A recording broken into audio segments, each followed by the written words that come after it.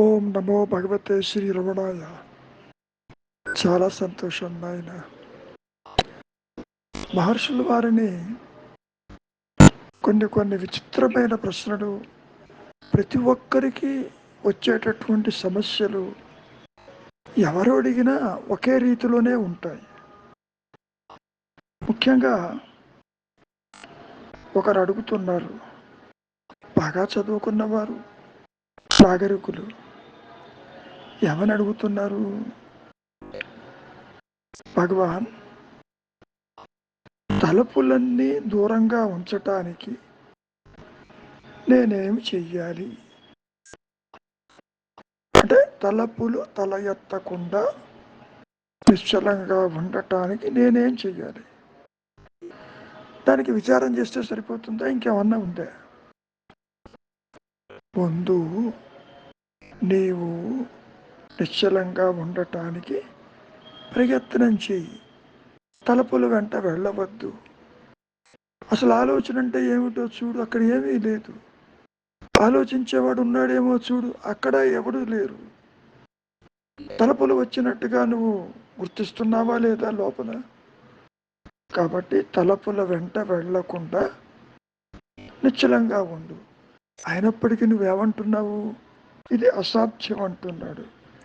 అవును, అది అసాధ్యం కాబట్టే నేనేం చెబుతున్నాను, నీవెవరివో అన్న విచారించి.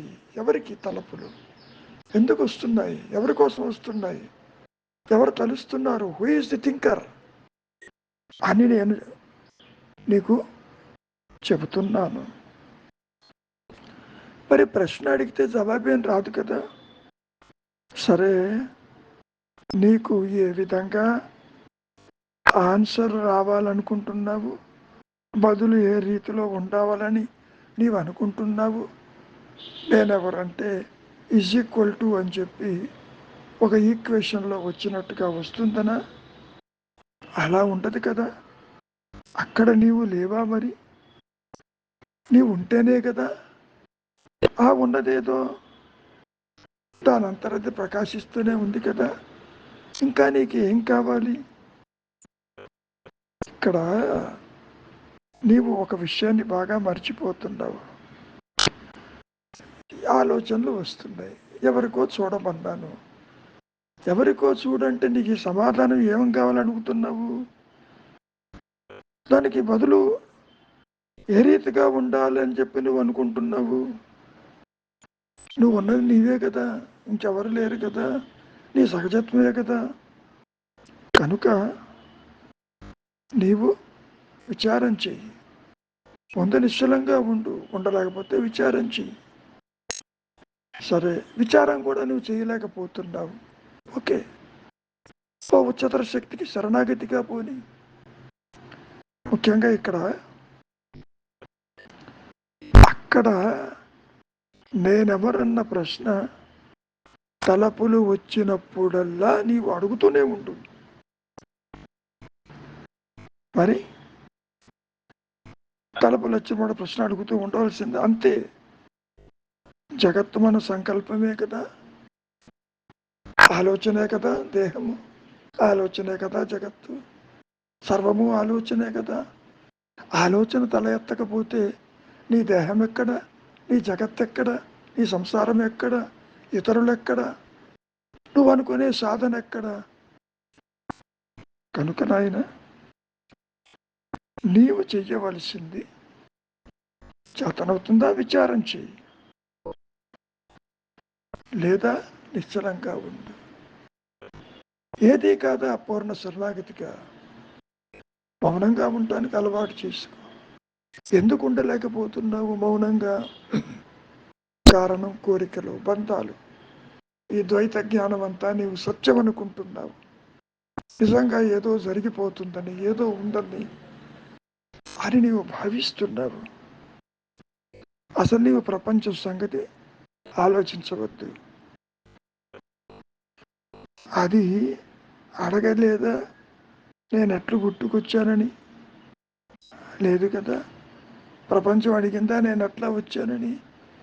అసలు విషయం ఏమిటంటే జగత్తు ఆలోచనే.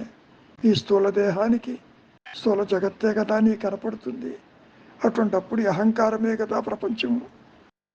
కాబట్టి నువ్వు అనుకోవచ్చు, ఈ ప్రశ్నకు నాకు ఏమైనా సంబంధం ఏదైనా ఉందా? నువ్వు లేదని అనుకుంటున్నావు, సరే, బాగానే ఉంది. మరి నువ్వు నిద్రపోతున్నప్పుడు మరి నీకేమైనా కనపడిందా? నీ దేహం కానీ, జగత్తు కానీ, సంసారం కానీ మరి ఎందుకు కనపడలేదు? ఇవన్నీ కూడా మేల్కొన్న తర్వాతనే కదా నీకు కనపడుతున్నాయి.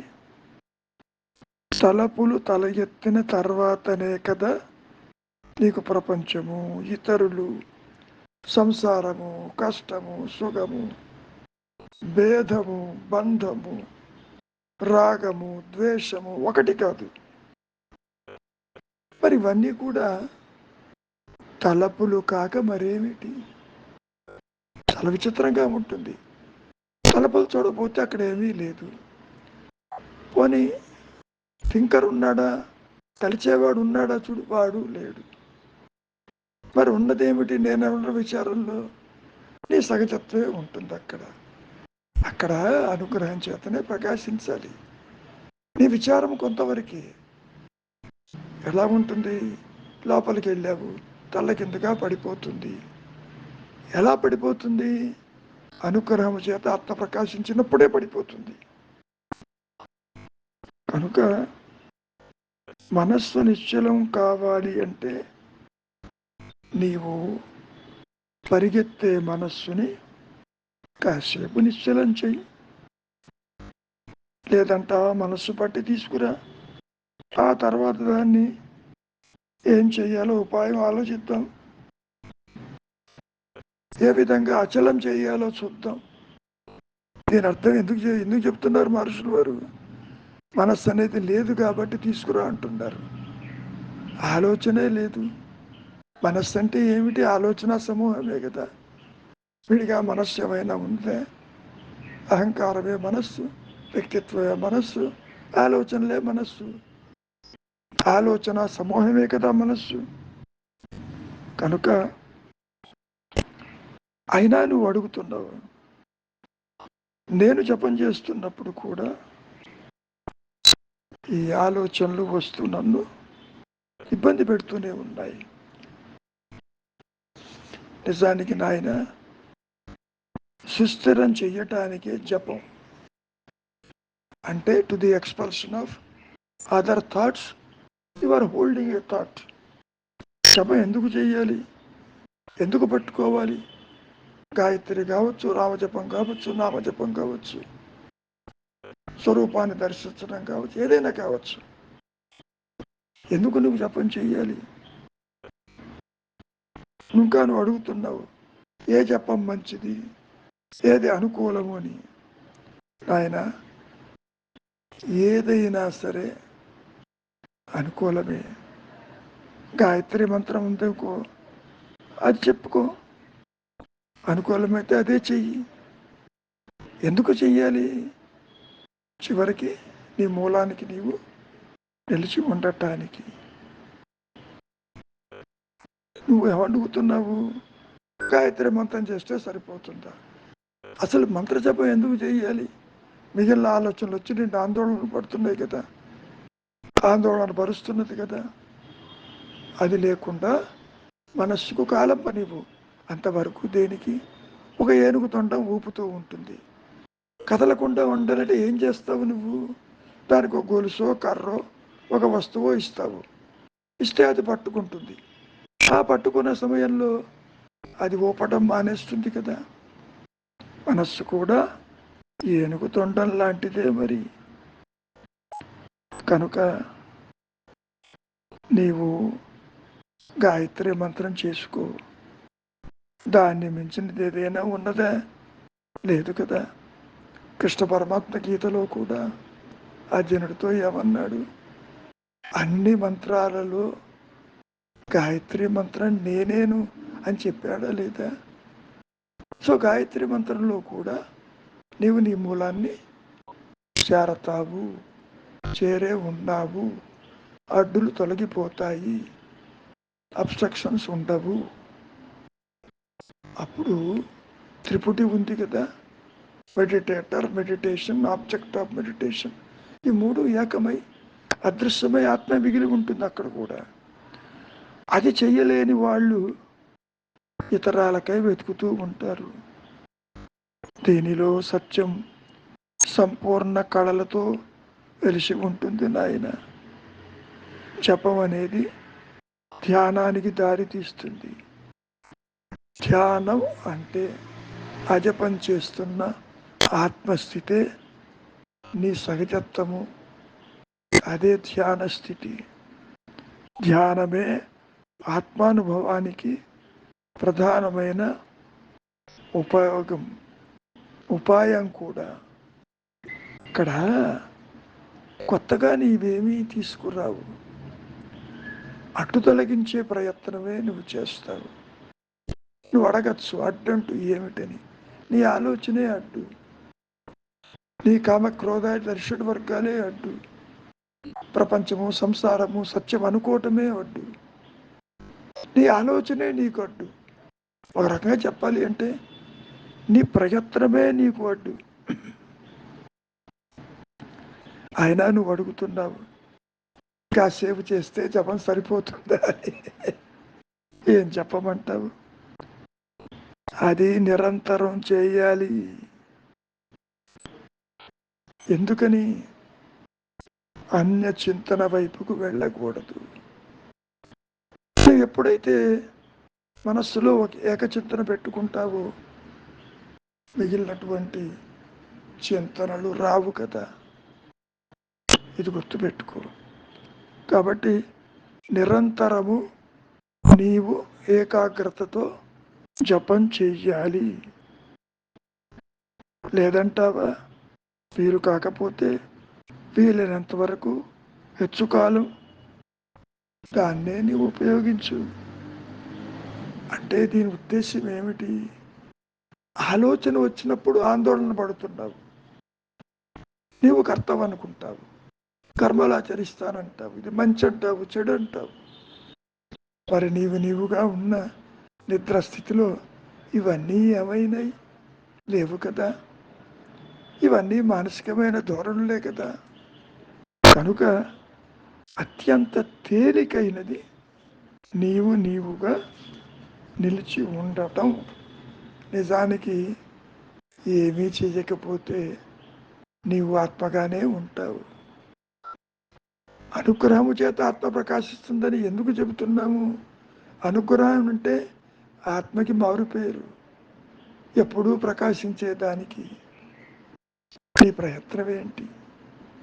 ఒక సందర్భంలో మహర్షులు వారు గుడ్లగూబ కథ చెప్పారు, గుర్తుందో లేదో మీకు. అది పగలంతా కళ్ళు మూసుకుని రాత్రిపూట మాత్రమే సంచరిస్తూ దేర్ ఈజ్ నో సన్ అని చెప్పి స్టేట్మెంట్ ఇచ్చిందిట. సూర్యుడే లేడు పొమ్మని. అట్లా ఉంటుంది నువ్వు చెప్పేది కూడా. కనుక కళ్ళు తెరు అంటే అంతర్ముఖంగా చింతావిహీనంగా నీకే తెలుస్తుంది. ఆలోచన లేని స్థితిని అలవాటు చేసుకో, నిశ్చలత్వాన్ని అలవాటు చేసుకో. ఈ ఆలోచనల వెంట వెళ్ళటం నీకు బాగా అలవాటైంది కాబట్టి జాగ్రత్త, స్వప్న, సుషుప్తలు సత్యం అనుకుంటున్నావు. నిజంగా జగత్తు ఒకటి ఉన్నదని, దేహం ఉన్నాయని, బంధం ఉన్నదని, జనన మరణాలు ఉన్నాయని నీవు భావిస్తున్నావు. నిజానికి ఈ అవస్థలేవీ లేవు. జీవుడు, జగత్తు, ఈశ్వర భావనలు పూర్తిగా మానసికమైన ధోరణులు, ఆలోచనలు. ఆలోచన లేని మనస్సు అదృశ్యమై అనుగ్రహం చేత ఉన్నానన్న ఎరుక మాత్రమే అక్కడ ప్రకాశిస్తూ ఉన్నది. ఏదీ కొత్తగా రాదు. ఒకవేళ కొత్తగా వచ్చేదైతే అది ఎంతకాలం ఉంటుంది? మళ్ళీ పోతుందిగా. నీవు పుట్టక ముందు అదే ఉండాలి, పుట్టాక అదే ఉండాలి, నశించిన తర్వాత అదే ఉండాలి. కాబట్టి ఉన్నది నీ సహజత్వమని నీకే తెలుస్తుంది, ఆత్మగా తెలుస్తుంది. ఏంటైనా కనుక విచారించు. మౌనమే శరణ్యం.